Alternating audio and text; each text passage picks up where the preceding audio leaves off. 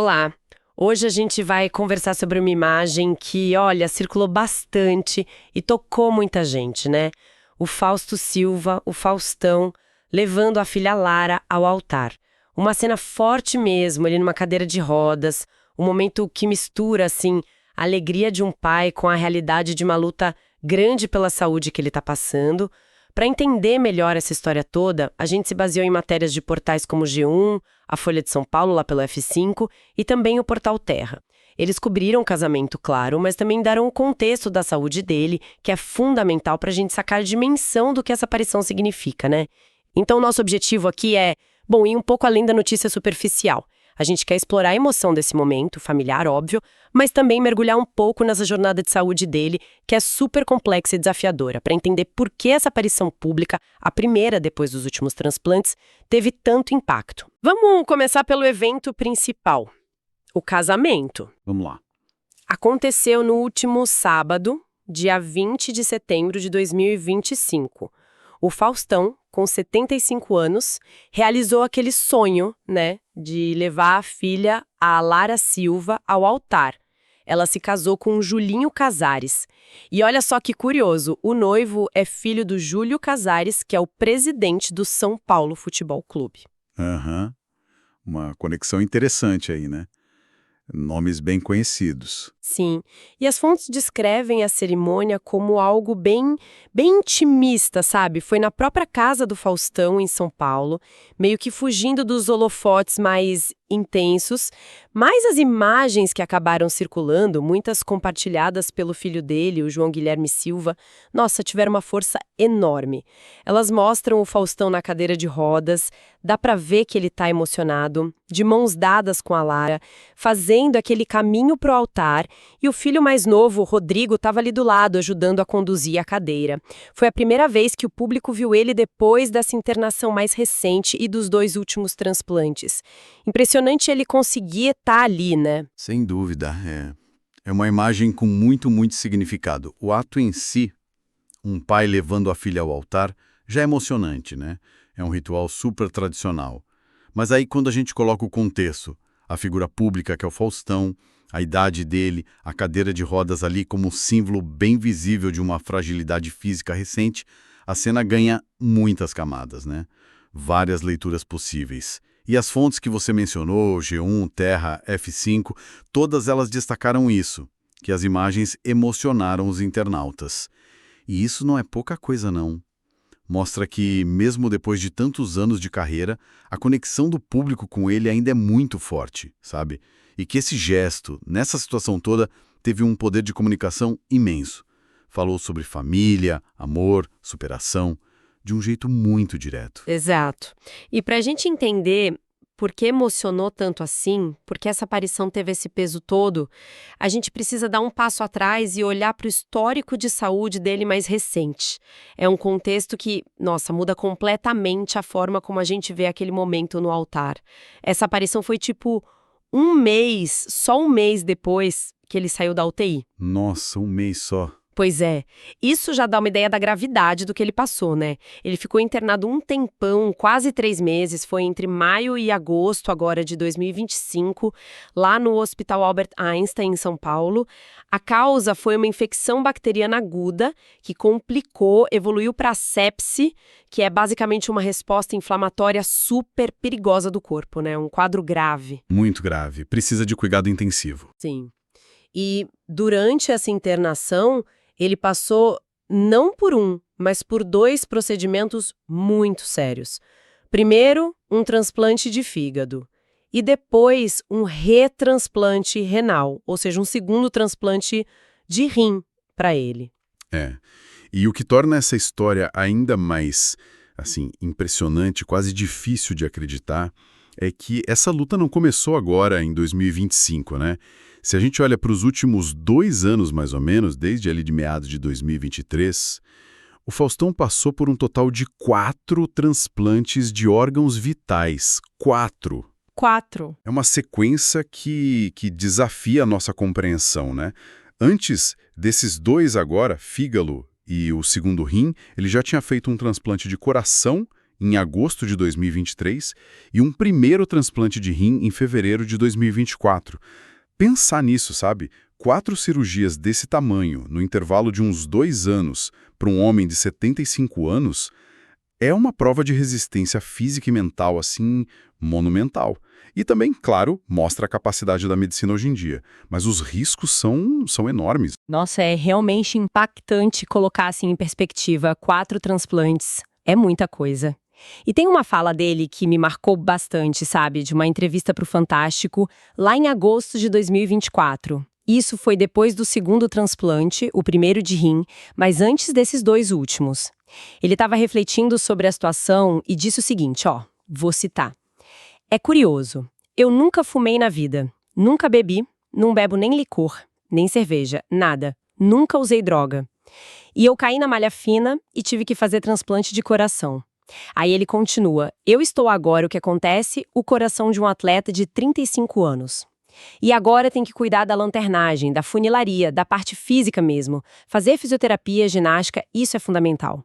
O que me chama a atenção aqui é esse misto, sabe? De perplexidade, quase um por que logo eu, vindo de alguém que se descreve com hábitos saudáveis, e ao mesmo tempo essa determinação muito pragmática, quase usando o jargão popular, né? A metáfora do carro, lanternagem e funilaria para falar da recuperação, é bem a cara dele, né?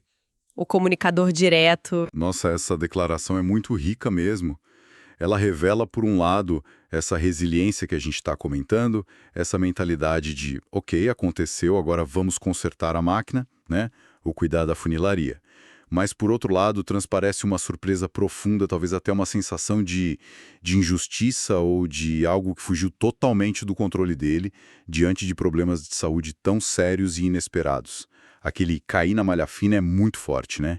E pensar que ele disse isso antes de precisar de mais 2 transplantes só intensifica essa percepção. Essa sequência de 4 órgãos transplantados em 2 anos levanta discussões importantes sobre a complexidade desses quadros. A gente não está falando de um problema isolado, né? Mas de uma cascata de falências orgânicas que exigiram intervenções múltiplas e de altíssimo risco. Isso também destaca, de forma dramática, a importância vital de uma rede de apoio muito forte. Não só a excelência médica, que ele claramente teve acesso, mas o suporte familiar, emocional, psicológico, e isso deve ser um pilar fundamental para conseguir atravessar algo assim.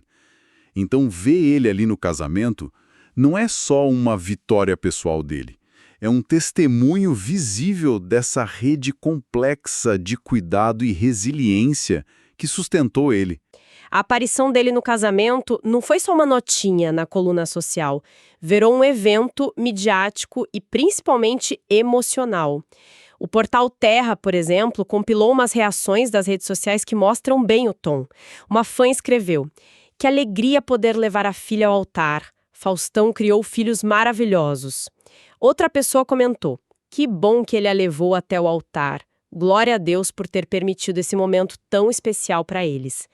E teve um comentário que eu acho que resume bem o sentimento geral. "Faustão marcou gerações. É emocionante ver ele." Exato. O que esses comentários mostram? Que aquela imagem específica, o gigante da TV, conhecido por décadas de energia transbordante, de comando total do palco, agora numa cadeira de rodas, num momento de pura emoção familiar, tocou numa fibra muito sensível do público. Não era mais só o Faustão apresentador, o showman. Ali, naquela imagem, estava o Fausto Silva, o pai, o homem enfrentando as batalhas dele, a vulnerabilidade dele exposta. Sim. A imagem virou um símbolo poderoso de perseverança, sim, mas também da força dos laços de família e, talvez o mais impactante, da nossa condição humana compartilhada.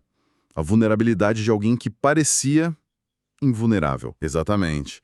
E se a gente tenta analisar isso num contexto mais amplo, a gente percebe como a maneira que figuras públicas lidam com as suas adversidades de saúde, principalmente quando isso virá público, pode gerar um tipo de conexão diferente com a audiência.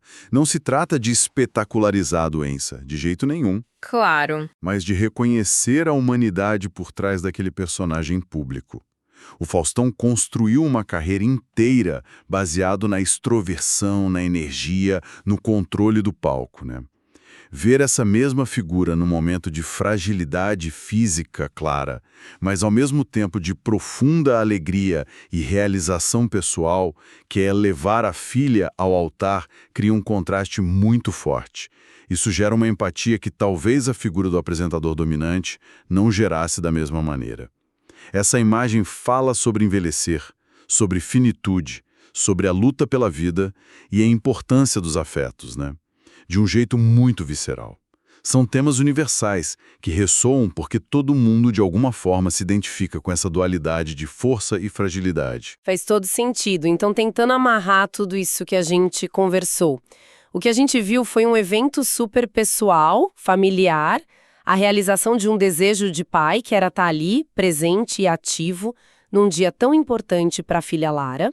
Só que esse momento íntimo, bom, ele explodiu em significado público. Por quê? Primeiro, pela figura gigante que é o Faustão, um ícone da nossa TV por décadas. E segundo, e talvez de forma ainda mais decisiva, por causa dessa jornada de saúde dele, que foi absolutamente extraordinária e muito árdua, culminando nesses 4 transplantes em só 2 anos. Exato. A imagem do casamento virou um capítulo, assim, visualmente muito poderoso dessa saga toda. É um lembrete muito forte do fator humano por trás das manchetes, né? Das notícias que a gente consome todo dia. A gente assistiu a um marco pessoal de enorme importância para ele, para a família dele, um objetivo alcançado, assim, contra todas as probabilidades, se a gente pensa nos obstáculos de saúde que são francamente gigantescos. E essa conquista, essa presença dele ali, ressoou tão fundo no público justamente por essa combinação potente, a força de vontade de estar presente, de cumprir aquele papel, misturada à vulnerabilidade da condição física atual dele, tudo exposto de uma forma genuína, sabe? Sem filtros, num contexto de celebração familiar. É a força na fragilidade. E isso é profundamente comovente e humano. E essa comoção toda nos leva a uma reflexão final, né? Algo para quem está nos ouvindo pensar um pouco a respeito. A carreira do Faustão foi construída sobre uma imagem de energia que parecia não ter fim, de controle quase de onipresença dominical na vida dos brasileiros por tanto tempo. Diante disso, como será que essa exposição mais recente e tão marcante da vulnerabilidade física dele, simbolizada por essa imagem no casamento da filha, pode acabar impactando ou até mesmo ressignificando a imagem pública dele, o legado dele daqui para frente? Será que essa faceta mais humana e frágil, paradoxalmente, acaba fortalecendo a conexão com o público de uma nova maneira? É uma excelente questão para a gente pensar, né? A vulnerabilidade pode sim gerar uma conexão tão ou mais forte que a demonstração de poder ou controle. Talvez essa fase da vida dele, marcada por essas lutas todas, acrescente uma nova dimensão ao legado do Faustão, mostrando não apenas o comunicador vibrante que a gente conhece, mas também o ser humano resiliente que enfrenta as adversidades da vida como qualquer um de nós, ainda que em circunstâncias muito extraordinárias. É uma história que continua sendo escrita, né? Agora com capítulos que falam talvez menos do palco